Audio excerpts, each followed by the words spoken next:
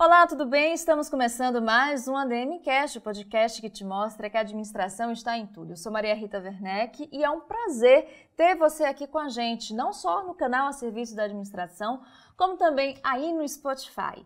Antes de apresentar o tema do nosso episódio e a nossa convidada, eu quero te convidar para se inscrever no canal A Serviço da Administração, para você deixar seu like e seus comentários.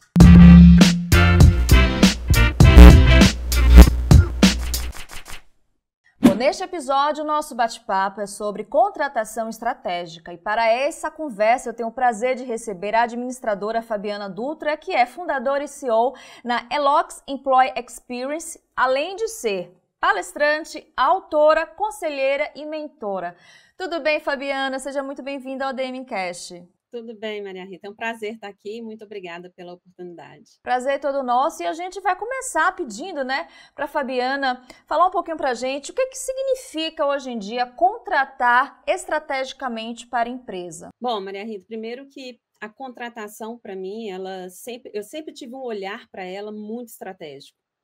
Só que com o ambiente que a gente está vivendo hoje, das mudanças tecnológicas, com todas as mudanças comportamentais que essas tecnologias estão trazendo para as pessoas, ela está se tornando cada vez mais estratégica no ponto de vista da geração de vantagem competitiva para o negócio. Então, se a empresa começa a olhar para essa posição estratégica na qual ela vai contratar, como só uma nova pessoa que está entrando, ou só uma substituição de uma pessoa que saiu, de um turnover, ela começa a entrar no risco de não ser competitiva e perder performance, Hoje, as empresas, cada vez mais, a competitividade no mercado traz a necessidade da gente estar olhando para performance sustentável. E quando a gente olha para uma atração e seleção, quando a gente olha para um recrutamento estratégico, é importante que a gente tenha esse olhar de trazer uma flexibilidade para a pessoa, para o candidato, mas também qual a vantagem competitiva que ela traz para o presente e para o futuro, porque isso também é um outro ponto que a gente precisa discutir muito, que é a gente contrata muito olhando os legados passados das pessoas. E agora a gente começa a ver o mercado entrevistando muito sobre o conhecimento que essa pessoa tem sobre o futuro da posição dela, da atividade que ela faz, da função que ela exerce e até do segmento do negócio pelo qual ela está participando. Então, hoje, se eu pudesse trazer de uma forma bem resumida, eu falo que hoje a atração e seleção de posições estratégicas, ela gera mais do que uma vantagem competitiva, ela está começando a gerar diferentes performances e de uma forma muito mais ágil para o negócio. É uma espécie ou uma maneira da empresa também agregar valor, não é isso? É ela própria tendo esse diferencial. E ainda falando sobre essa questão de agregação de valor, Fabiana, como é que a contratação bem feita, uma contratação bem feita, pode também transformar o colaborador em um ativo valioso para a empresa, que ele está indo? Exato. Eu falo que essa relação, colaborador e empresa, ela tem que ser uma relação que a gente fala win-win, Os dois lados precisam ganhar, E a empresa ganha quando esse colaborador coloca a favor da empresa todo o talento, a competência e conhecimentos, mas ele também traz aquele histórico do crescimento e das transformações e da mudança das empresas. Hoje, quando a gente está dentro das empresas, a gente percebe muito a ausência até de históricos. E quando a gente olha para essa ausência de histórico, é porque realmente tinha uma pessoa que fazia aquilo muito bem feito e ela acabou saindo por algum motivo da empresa e aquilo se perdeu. Então, quem entra começa a construir do zero. E perde-se o que com isso? Tempo, custo e excelência, Então, quando a gente fala de trazer essa pessoa para dentro da organização e tornar ela um ativo único para a organização, que a gente chama isso como recursos humanos de retenção dos talentos, é porque tem um pouco a ver, com essa questão de carreira também das pessoas, mas também com a performance e essa excelência organizacional.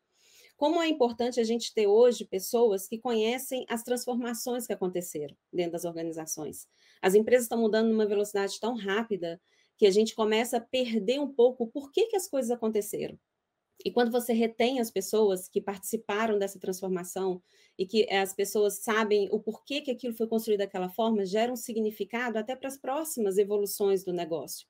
Então, hoje, atrair um bom talento, atrair bons conhecimentos, seja o soft skill ou hard skill, você ter a pessoa certa, ela é extremamente importante, mas você conseguir tornar essa pessoa um ativo constante, né? A gente sabe que a mudança do modelo de mentalidade das pessoas não é entrar na empresa e aposentar, nós sabemos disso.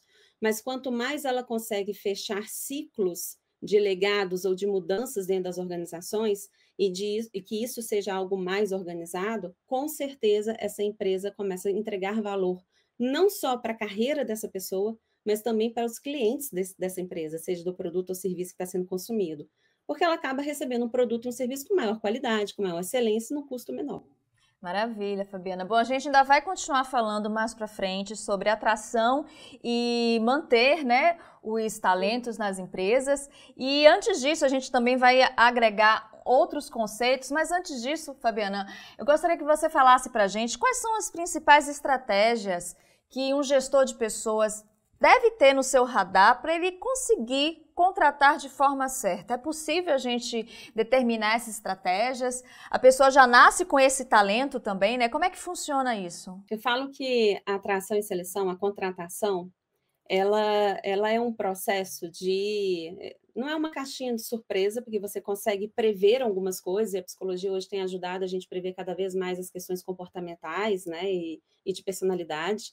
Mas quando você está falando de conhecimentos técnicos, né, práticos para o negócio, a gente tem visto muito que, às vezes, você contrata a pessoa que fala bem, que tem um repertório muito grande sobre aquilo, mas a prática dela no dia a dia não gera resultado. Então, eu gosto de dar algumas, né, indicações. Isso vai depender muito do nível que você está contratando, né? Quando nós falamos de uma posição estratégica, normalmente a gente pode estar falando de um nível de liderança, né, um C-level de uma organização, mas existem também posições estratégicas técnicas, né? E para essas posições estratégicas técnicas ou esse nível de liderança, um dos pontos que eu gosto é de tangibilizar a entrevista, né? O que é tangibilizar essa entrevista? É pedir para que o candidato ou a candidata, ela efetivamente conte o passo a passo do que ela fez, como ela implementou. Não só contar que ela fez, né? Então, desde ela falar, não, eu criei um cronograma, eu fiz isso, eu fiz um modelo de governança desse projeto, aqui eu monitorei de 3 em 3 meses. Então, é importante que traga tangibilidade, racionalidade para aquela fala dela sobre a entrega e sobre a competência e conhecimento dela. Então, esse, para mim, é o primeiro ponto para a gente consolidar se o que de fato eu estou ouvindo, de fato foi aplicado, né? E é nesse momento que a gente consegue ver. Então, esse é o primeiro passo que eu falo da importância de uma entrevista mais estratégica para, né, para quem estiver nesse processo. Uma segunda, que eu tenho orientado todos os meus clientes a realizar, é perguntar um pouco mais sobre o que essa pessoa tem lido sobre o futuro. Normalmente, a gente, pela ansiedade, né, do dia a dia, do negócio, da gente fazer o resultado para o mês, fazer o resultado no trimestre, a gente tende a querer fechar uma vaga muito rápida. E nesse momento, né, a gente comete alguns erros, porque a gente começa a contratar pessoas para fazer mais daquilo que eu estou fazendo e que, às vezes, não está me gerando o resultado que eu preciso. Então, eu falo que, nesse momento, esse segundo passo é o que você quer dessa posição, né? Independente se for uma nova vaga ou se é uma substituição de uma pessoa, aproveitando a oportunidade que você vai contratar, né, um talento novo, uma mentalidade nova, um ponto de vista novo, o que você precisa de transformar nessa posição? Né? E aqui eu tenho feito uma provocação a todos os meus clientes, e deixo aqui também, que eu acho que é uma indicação interessante, contrate alguém diferente do que estava. Né? Porque daqui você começa a ver. Essa pessoa pensa no futuro dessa posição? Essa pessoa está olhando para essa atividade com a evolução toda de tecnologia que a gente sabe que vai acontecer, né? Por mais que seja uma posição de liderança, de liderar pessoas, ou uma posição técnica, né, mais operacional, você consegue ver se essa pessoa está atenta ao que vai acontecer no futuro. E às vezes a gente se pega muito olhando para esse passado do que ela entregou, ou para o que eu preciso resolver para o mês que vem, né? Então, esse é um outro ponto. E, por fim, eu deixo aqui um terceiro, né, um terceiro ponto que eu particularmente gosto de entender, que é quem é aquela pessoa, independentemente do profissional, né? Cada vez mais a gente percebe, a pandemia trouxe isso para a gente, o quanto a saúde mental tem estado em pauta para a gente. Então, a gente precisa conhecer as pessoas, porque eu preciso, como liderança, também me preparar para receber essa pessoa. Então, se eu conheço ela mais sobre hobbies que ela gosta, o estilo de vida dela, o histórico familiar dela, eu consigo entender um pouco mais como até recebê-la, para que eu possa, de fato, colocar o potencial dela a favor da empresa.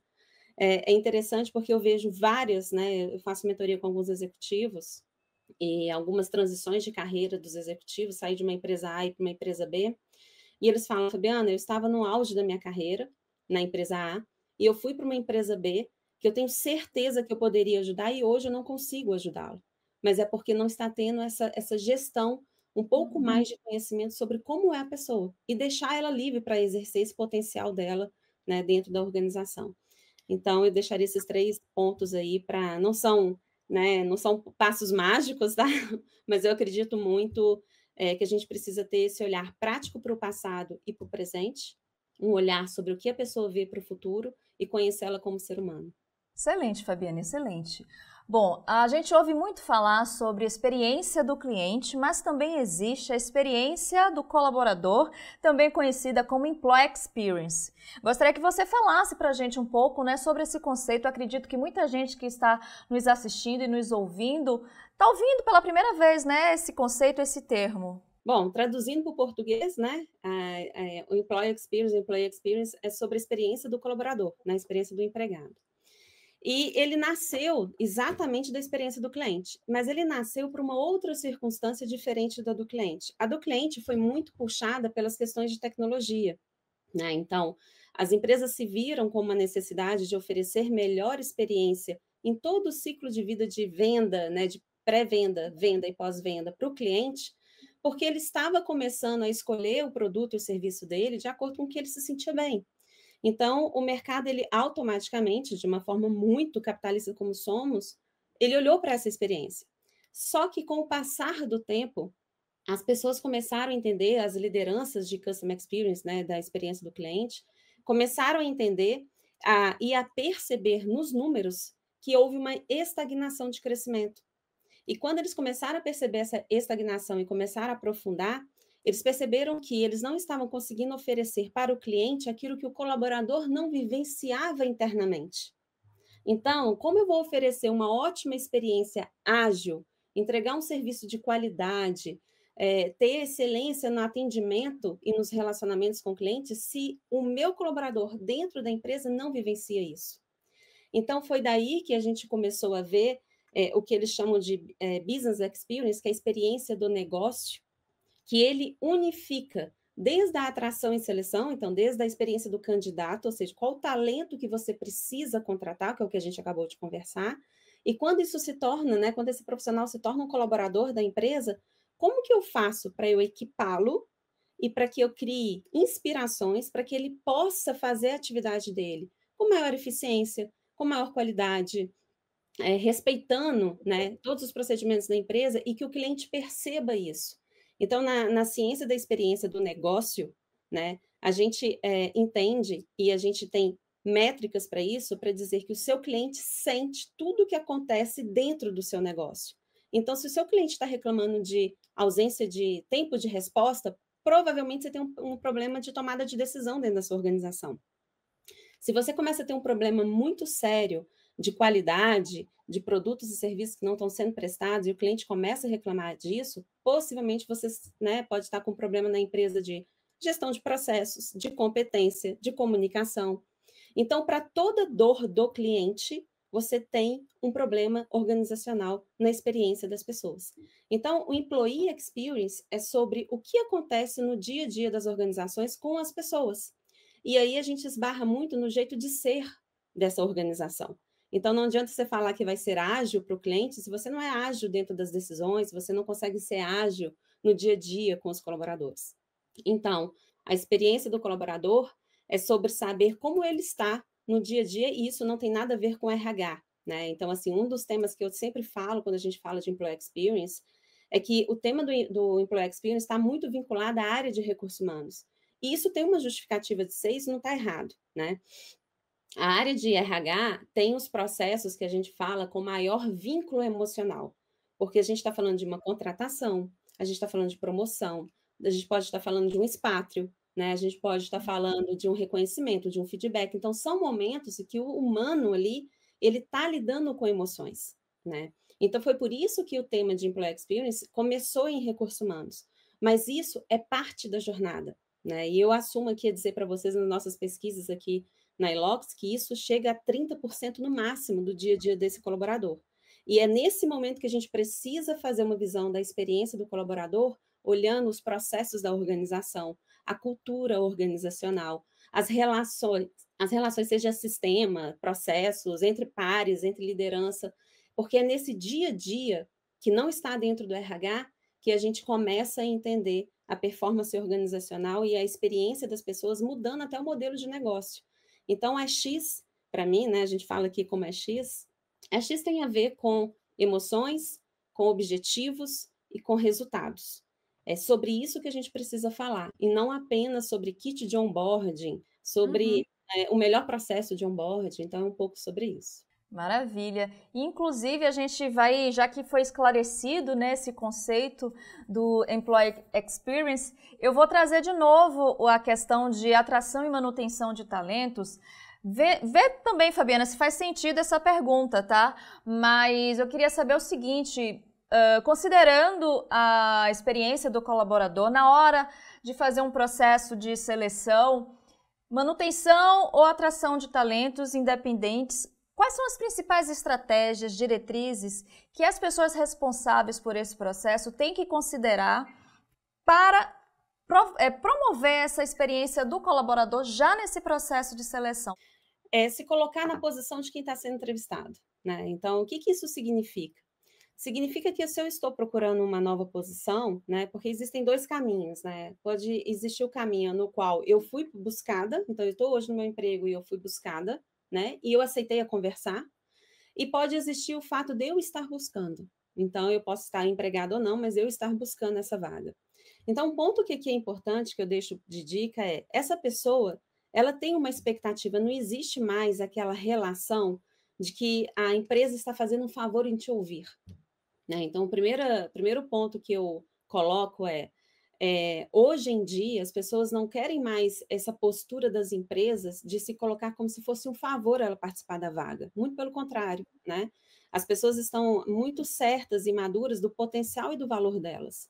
Então, a minha primeira dica é que essa pessoa chega com uma expectativa de entender qual é a cultura da empresa, né? Qual é a posição, a quem eu vou reportar, qual que vai ser meu nível na organização, o que essa posição espera de um profissional, né? Quais são as competências? Por que isso é importante? Quanto mais essas informações forem passadas, e não somente ser o momento do candidato ficar falando o que faz, o que deixou de fazer, qual que ele pensa, o que ele leu, que são importantes, né? Mas não pode ser um momento só da empresa perguntar, tem que ser um momento de conversa também para o colaborador, para esse candidato entender como é que vai ser essa experiência dele quando ele entrar. Então, nós temos visto nas melhores práticas da experiência do candidato, que o candidato começa a falar primeiro, mas não sobre ele, sobre dúvidas que ele tem na empresa. Então, antes da empresa querer saber sobre ele, a empresa pede para que ele pergunte sobre, né, o ambiente de trabalho. Quais são as dúvidas que você tem do negócio? Porque isso tem que fazer sentido, criar um significado, né? Então, esse é um primeiro ponto. E uma outra dica que eu deixo, nós precisamos, cada vez mais, nós estamos falando de velocidade dentro do negócio, né? Os líderes de negócio, né, que eu falo de outras áreas, não áreas de RH, mas áreas de compras, de manufatura, áreas industriais, cada vez mais esses líderes, eles precisam das pessoas rápidas, né, dentro da organização. Então, esse processo e essa experiência, ela precisa ser rápida. Esses processos muito longos, que fazem com que o candidato viva um processo de gestão de RH e não um processo de seleção de competência, né? Porque isso tem uma diferença. A gente precisa agilizar isso, né? Então, eu gosto de dizer que o candidato, no primeiro contato com a empresa, nessa entrevista, ele já tem que ter ciência do que é a empresa, qual a expectativa que a empresa tem dele, quais são as entregas que ela quer, qual o salário que ele vai, né, que essa vaga tem, benefícios. Então, não existe mais aquelas etapas, não, agora eu te entrevistei, agora eu passo você para outra pessoa te entrevistar, e depois, é só entrevistando. E isso vai gerando um sentimento de ansiedade, seja no líder que está esperando essa pessoa, seja no próprio candidato. Então, o que a gente tem desenhado como experiência de candidato são o que a gente chama de time to fill, né? São processos de no máximo 10 a 15 dias, para que a gente crie em paralelo bancos de talentos, né? Eu não posso só olhar uma vaga de um técnico, de analista de dados, só quando a vaga estiver aberta. Se eu sei que essa vaga é uma posição crítica no negócio, eu preciso estar frequentemente no mercado olhando isso e criando o que a gente chama de buffer, que é um banco, né, de talentos, e criar um relacionamento sobre isso. E nós temos visto nos clientes que a gente tem construído esse processo, que é processo de atração e seleção em 10, 15 dias, porque a gente já estava preparando para isso, e a experiência desse candidato fica muito mais coerente com o que a empresa vai exigir dele lá na frente, né? Sobre agilidade, qualidade e excelência. Então, eu falo que é um pouco da gente mudar essa mentalidade de ter etapas demais para se contratar uma pessoa. Uhum. Né? E não usar a vaga como eficiência também de custo de trabalho, porque eu vejo as empresas fazendo isso. Bom, eu acho que você já respondeu parte da minha próxima pergunta, que era justamente, na sua opinião, qual diagnóstico você faz das empresas brasileiras quando o assunto é contratação estratégica? Elas estão sabendo contratar estrategicamente, Fabiana? Como é que você está acompanhando o mercado nesse sentido? Eu tenho visto um amadurecimento muito grande das empresas sobre as contratações estratégicas. Então, o primeiro ponto que eu tenho visto são as empresas identificarem o que é posição estratégica, né? Então, porque quando a gente fala assim, contratação estratégica, eu posso até dizer que todas as contratações são, né? De um estagiário a um presidente, elas são estratégicas, né? Toda vaga dentro de uma organização ela tem que ser estratégica, mas ela tem níveis de impactos diferentes. E aí, o primeiro ponto que eu vejo que as empresas hoje fazem é mapear exatamente quais são essas posições que nas literaturas americanas chamam de key positions, né? Então, quais são as posições chaves da organização, né? E a partir dessas posições chaves, existe hoje uma estratégia do negócio, igual eu falei anteriormente, de criar esse banco. E não só criar um banco de currículos, mas criar uma comunidade de relacionamento, né? Tem uma empresa no Espírito Santo, que eu, né, já trabalhei lá, a gente criou uma comunidade chamada Tracker, que eram com talentos que não eram da empresa e eu não tinha vaga para eles. Mas nós criamos um relacionamento de uma comunidade durante 6 meses para que essas pessoas possam passar por desenvolvimento, conhecer a cultura, para que nós possamos também ter mais relacionamento, para ver se tem um fit cultural. Então, eu vejo estratégias de comunidade de relacionamento com possíveis candidatos e possíveis talentos para que a gente mantenha as pessoas aquecidas para quando eu precisar. Né? Então, isso é uma das práticas que eu tenho visto muito, esse modelo, um modelo das APOS, né, que a gente fez um benchmark internacional e a gente entendeu isso. Então, as empresas precisam primeiro entender as posições chaves, criar uma comunidade de relacionamento e mudar o processo de atração e seleção. Né? Do tempo que a vaga fica em aberto até a entrada da outra pessoa, a gente não consegue esperar 30, 40, 50, 60 dias, como é hoje. Né? Então, como é que a gente pode melhorar isso daqui? Como é que a gente pode fazer mais comissões de atração e que vão agilizar os processos do que a gente fazer etapas efetivamente de um processo de gestão de RH? Então, só complementando um pouco, é isso que a gente tem visto muito forte hoje dentro das organizações. Que bom. Pelo menos você está otimista, né? Que as empresas estão se preparando mais, estão melhorando nesse sentido. Isso já é excelente. Não significa que está fácil, tá? Mas eu vejo como as empresas já entenderam, né, Maria Rita, que isso virou uma etapa estratégica do negócio. As empresas estão cada vez mais trabalhando com o RH para que essas mudanças aconteçam, né? Mas com certeza a gente vive hoje num momento, né? Antigamente a gente falava de guerra de talento e não é sobre guerra de talento, não é que a gente está lutando, né, pelas pessoas. Mas hoje em dia a gente precisa trabalhar muito o que a gente chama de marca empregadora, né? Então, assim, eu preciso ter a Fabiana ali naquela vaga, sendo entrevistada, mas ela precisa estar apaixonada pela minha empresa, né? Então, não é um processo fácil, mas é um processo que está com foco, sim, do negócio, e eu vejo muitas movimentações interessantes acontecendo. Bom, Fabiana, e a cultura organizacional, como é que ela entra nesse processo de contratação estratégica? É fundamental nesse momento? Como é que funciona também essa área, como é que a gente pode, essa célula, melhor dizendo, tão importante, né, numa empresa? Pois é, você sabe que hoje, Maria Rita, assim, quando eu converso com meus clientes, esse está sendo um ponto crítico eu vou colocar, de fracasso mesmo das contratações. E eu vou te explicar por quê, até né, ver se faz sentido para você. Mas o que está acontecendo hoje dentro das organizações é uma grande transformação cultural. Qualquer empresa hoje, ela está passando por alguma transformação cultural. seja porque ela precisa acelerar o negócio dela, seja porque ela está colocando mais tecnologia, seja porque ela está perdendo performance. Então, eu falo que a gente está vivendo uma era de gestão de projetos dentro das organizações, e projeto gera mudança, né?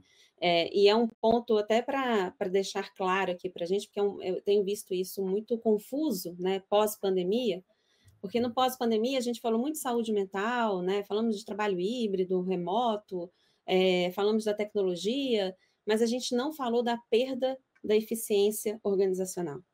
Então, hoje, quando a gente olha para dentro das organizações, as organizações com essa ansiedade, né, corporativa de ficar fazendo o tempo todo mudanças, e tem que fazer, né? O movimento gera as inovações, mas ela perdeu o controle e a gestão dos processos. E por que eu gosto de trazer isso? Porque a eficiência operacional, a eficiência organizacional, ela é a partir da gestão do processo. E as transformações e as inovações são a partir dos projetos. Então, quando a gente pega esses dois conceitos, né, e trabalha, isso gera cultura, né, gera toda a cultura organizacional. Hoje eu começo a perceber que as empresas estão contratando as pessoas certas, mas não estão cuidando do ambiente de transformação. Então, eu entro na empresa, eu tenho competência, eu sei o que fazer, mas eu não consigo agir, porque a cultura me bloqueia. Porque eu ainda tenho aquela cultura que a gente fala que é a imunidade à mudança, né? As próprias pessoas começam a criar uma imunidade ali. Então, quem chega para mudar, ela é taxada. Não, que isso? Não, né? Isso não vai dar certo, nós já tentamos. Então, hoje eu vejo, e isso é uma responsabilidade dos CEOs e dos presidentes das organizações, né? Se eles não entenderem para onde eles querem efetivamente mudar e colocar isso como pauta da gestão do negócio de forma estratégica, muitas pessoas talentosas estão entrando nas organizações e estão saindo. Porque ela é contratada e a empresa fala o que ela quer, mas ela não consegue atuar porque a mentalidade de gestão das pessoas, da liderança, não está puxando esse movimento de gestão de mudança. E mudar cultura, né, Maria Rita, é fato, né? Não é uma coisa que gera conforto. E também não é do dia para a noite, né, Fabiana? Então, e a gente vive num mundo muito emocional, né? A gente está vivendo uma era muito emocional, né? E viver essa era muito emocional significa que se eu sou líder de uma pessoa e essa pessoa começa a gerar muito desincômodos em mim, eu mando ela embora, né? Eu não assumo aquilo como, peraí, gente, né? Pode ser um incômodo meu porque eu não tenho essa competência, eu ainda preciso me desenvolver nisso, mas o que isso gera para o negócio? Então, eu vejo hoje a cultura organizacional como um fator de entrave das organizações. Muitas empresas estão perdendo dinheiro em investimento, investe, passa 2, 3 anos, aquele sistema ou aquele novo produto ou aquele novo serviço continua estagnado com os mesmos problemas, né?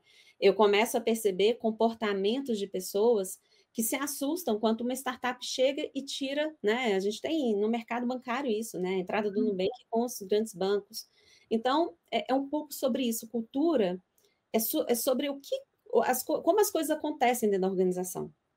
Se eu já estou colocando tecnologia, já vai mudar como as coisas acontecem, né? Então, é importante a gente ter esse olhar, principalmente do C-level da organização, né, dos diretores e do presidente, de que se vocês não estiverem atentos aos desconfortos que a gerência média da organização está tendo, possivelmente vocês estão perdendo dinheiro na organização, né? Então, a gente precisa conduzir esse processo de mudança com as pessoas que estão entrando e que vão fazer, protegendo elas numa bolha, né? Eu falo numa bolha, mas não no sentido de separar da organização, mas de que todo mundo tenha consciência de que elas serão pessoas que irão provocar, irão fazer perguntas desconfortáveis, irão trazer pontos de vista diferentes, mas deverão mostrar o resultado alcançado, né? Então, esse é um ponto que tem sido um desafio para as empresas, e de pequena, média, grande empresa, tá, Maria Rita? Assim, a gente tem visto isso muito forte. Bom, por falar em cultura organizacional, você já teve a oportunidade de prestar consultoria empresarial em várias culturas, né? Já esteve nos Estados Unidos, na Itália, em Dubai, Jordânia, inclusive esses 2 últimos lugares de culturas completamente diferentes, né, da cultura aqui no Brasil. Conta pra gente como é que foram essas experiências. É interessante, eu já tive a oportunidade de trabalhar em diferentes culturas, né? Culturas americanas, culturas europeias, culturas do latino, e agora, recentemente, essa oportunidade que eu tive de ter um cliente que é de Israel, mas tem, né, aberturas e expansões para Dubai e para a Jordânia, eu posso dizer que as dores são mesmas, né? Então, assim, é buscar eficiência, é entrar o mais rápido possível. A cultura muda muito, né? No ponto de vista de mentalidade, né? Do como fazer. Então, quando você vai para os Estados Unidos, eles são muito fragmentados, né? Por isso você vê mais pessoas fazendo atividades que talvez aqui no Brasil você faz com 3, 4 pessoas, nos Estados Unidos você faz com 10, 12, 20, né? Porque eles prezam por fazer certo a primeira vez, né? Então, quando você vai para diferentes culturas, o que mais tem me chamado a atenção e o que mais a gente tem estudado aqui também na Elox é sobre essa mentalidade de gerenciar e de fazer o negócio acontecer, né? Então, quando você vai numa cultura aonde fazer certo a primeira vez te traz talvez um custo maior de estrutura, mas o produto sai certo e vende rápido e as pessoas criam, né? O cliente cria lealdade a esse produto, me faz questionar um pouco essa ansiedade que a gente tem aqui no Brasil de não planejar tão bem, sair executando e corrigindo. E eu não estou falando de testar ideias, tá? Eu estou falando de pegar processos que eu preciso ir fazendo e eu não planejo isso para fazer né, a primeira vez bem feita, e eu fico 2, 3 anos fazendo uma coisa que talvez um ano eu conseguiria fazer. Né? E não tomo decisões corretas porque eu estou inseguro, porque eu já tomei decisões e eu tive que voltar atrás porque não deu certo, porque eu não planejei. Então, o que eu percebi, eu percebo nessas, né? Quando você vai para Dubai, por exemplo, que você entende que a cidade de Dubai, né? Quando você vai na cidade de Dubai, você entende, tem um monumento, né, do arco, que você sobe nele olhando o passado do Dubai, em cima você consegue olhar o presente, e quando você desce, você conhece o futuro, aonde o planejamento do que vai ser essa cidade a 2035, você começa a entender que quando você tem um planejamento claro, mas que você estudou muito bem para fazer, não foi um planejamento que você fez aqui, sentou, pegou um papel, caneta, não, você dedicou tempo, usou dados, né? E você confia naquilo, o sucesso e a agilidade com a qual você faz as coisas acontecerem é muito grande. Então, Dubai me ensinou isso, né? Olhar para fazer o negócio para Dubai, você faz 5, 6, 7 reuniões, 10 reuniões de planejamento. E quando começa a execução, assim, se você tem 20 pessoas falando de planejamento, a execução você vai com 5, né? Então, essa mentalidade do modelo de gestão do negócio que cada vez mais as pessoas olham. E como está intrínseco a questão da experiência, né? Então, seja a experiência do cliente, do colaborador, essa mentalidade de cuidar da experiência é o que traz mais eficiência para a empresa. Então, isso foi o que, hoje, olhando assim, né, as diferentes regiões do mundo, é o que eu tenho mais, essa ciência organizacional é o que eu tenho mais estudado e percebido. Bom, agora a gente vai falar um pouco mais sobre a Fabiana, como eu a apresentei, administradora por formação, inclusive registrada no Conselho Regional de Administração de Minas Gerais. Está falando com a gente diretamente de Belo Horizonte, né, de BH? Exato. Muito bacana. E são mais de 25 anos de carreira transitando por várias áreas da gestão, mas sempre focada no desenvolvimento de culturas e também não só culturas corporativas, mas também a valorização, né, da experiência do colaborador, como a gente está aqui desenvolvendo com ela. Aí eu gostaria que você, Fabiana, nos contasse como a sua formação em administração te ajudou a transitar por todas essas áreas, né, da gestão. Vamos lá, interessante que quando eu fui prestar o vestibular, né, há 26 anos atrás, eu prestei para engenharia civil e prestei para administração, né?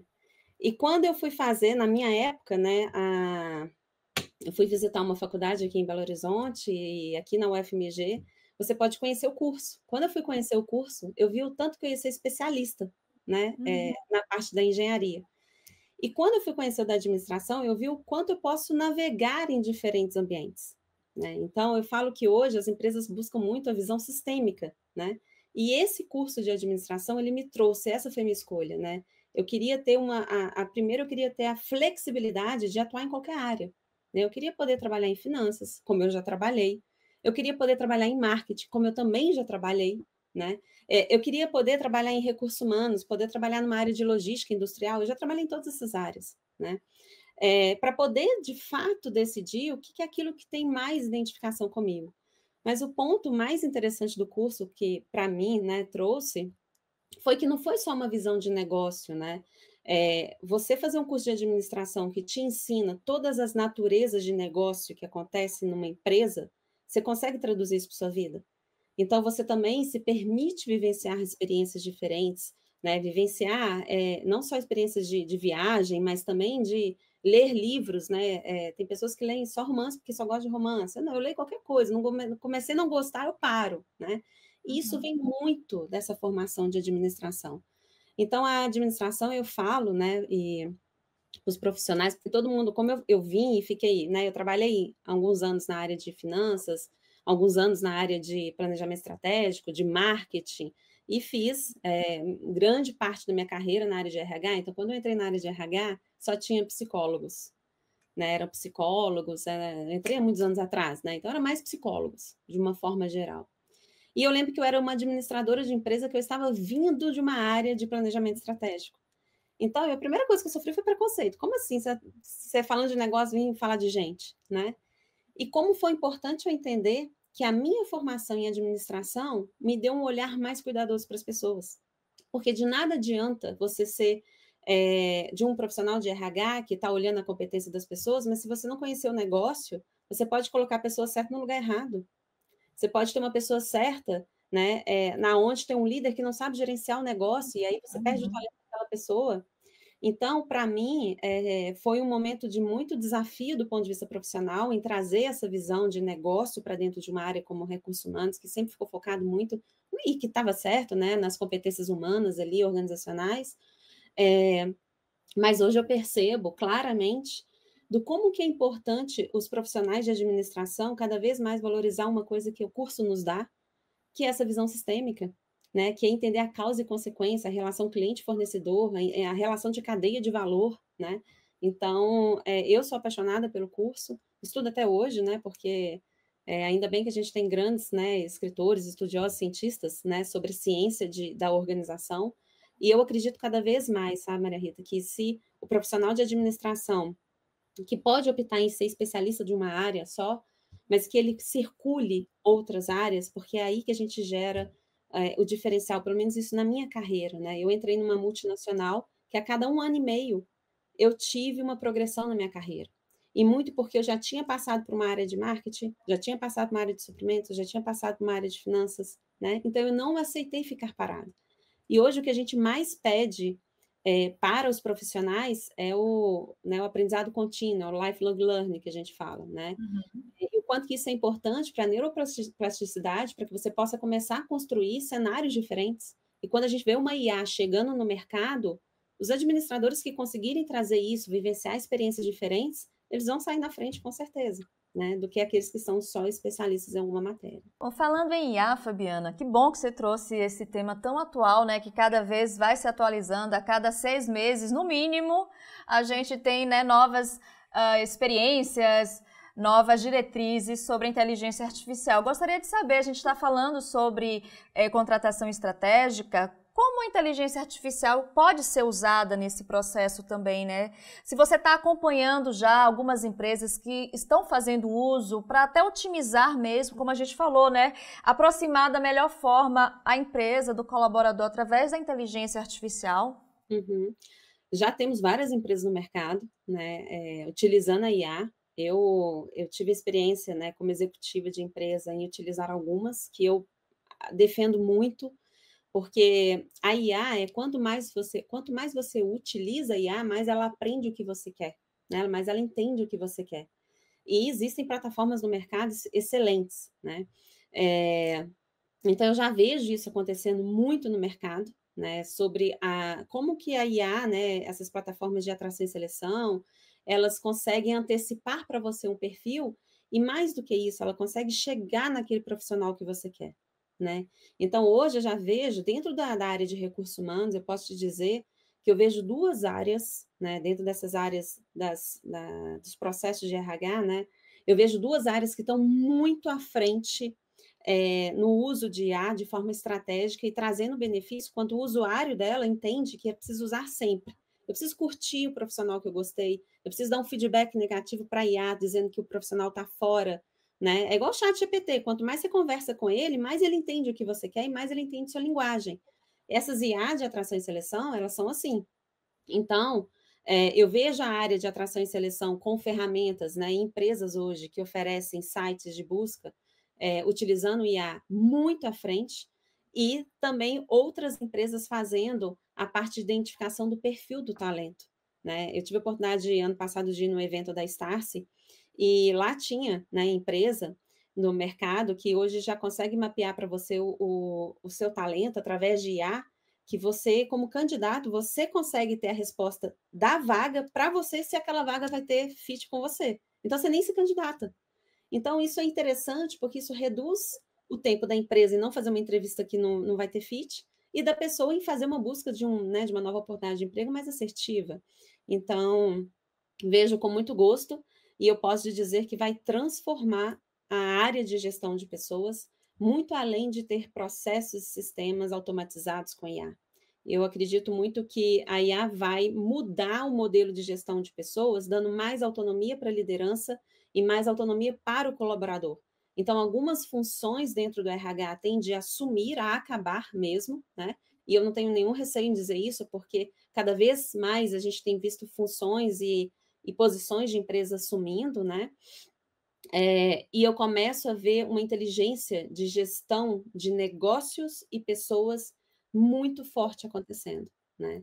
E a gente falando mais de um RH que cuida mais de uma saúde organizacional, de um clima organizacional, dando mais foco para isso, com um olhar mais de performance. Então, eu sou muito animada com esse tema de IA, e eu acho que o maior impacto que isso vai trazer também no mercado é quando você começar a não contratar mais, mas a desenvolver um agente de IA para fazer uma função para você. Eu vou dar um exemplo aqui na Elox.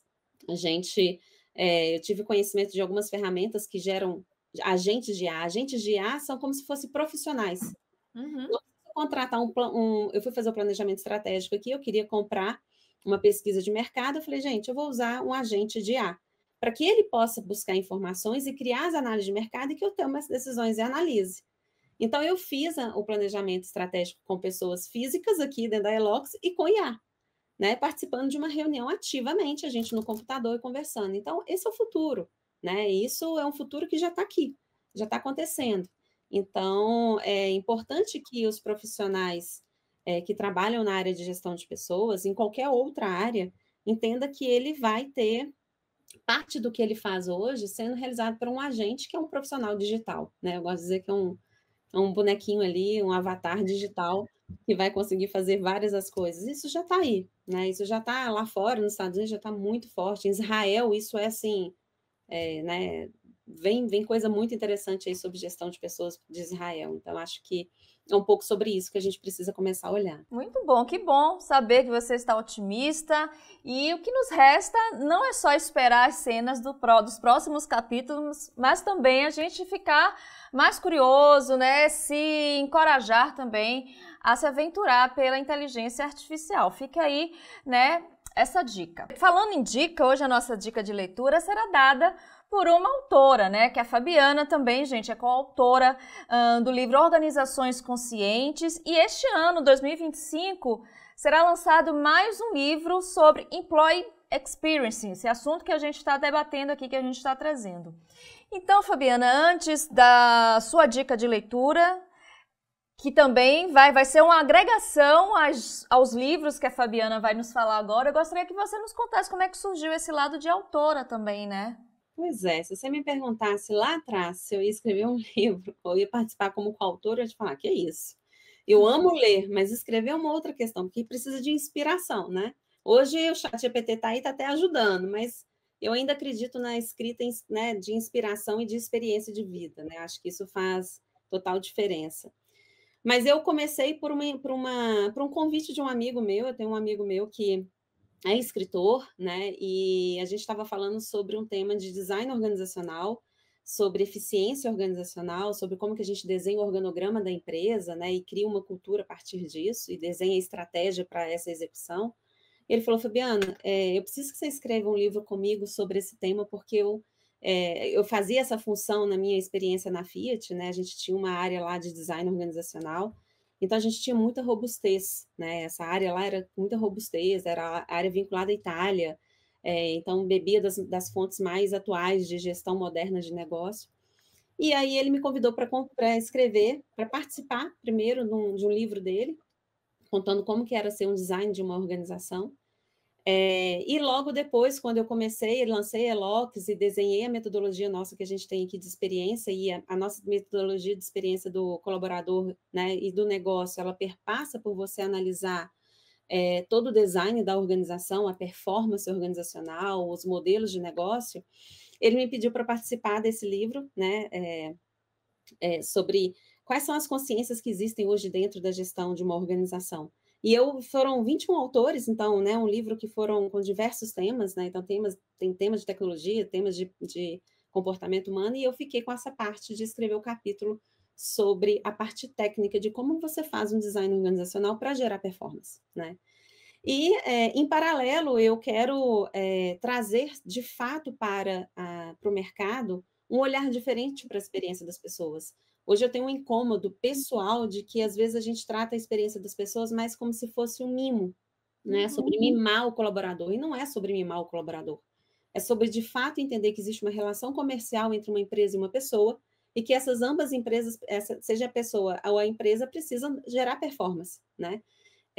Então, eu quero trazer esse olhar, e o livro que eu estou escrevendo hoje, que a gente deve lançar agora no segundo semestre, ele desmistifica um pouco esse olhar de employee experience com processos de RH, né, e traz muito uma conversa sobre novos modelos de mentalidade de gestão de negócio, né? Você precisa ser um parceiro das experiências dentro da empresa, né? Seja com fornecedores, seja com parceiros estratégicos, seja com colaborador, né? Então, a gente precisa falar da experiência de uma forma que gera resultado, e não que gere somente emoções. Ela vai gerar emoções, e a gente precisa entender a intencionalidade na construção dessa experiência para que gere emoções positivas, né? Mas ela tem que também gerar negócio e gerar resultado e performance. Então, esses são os livros aí que...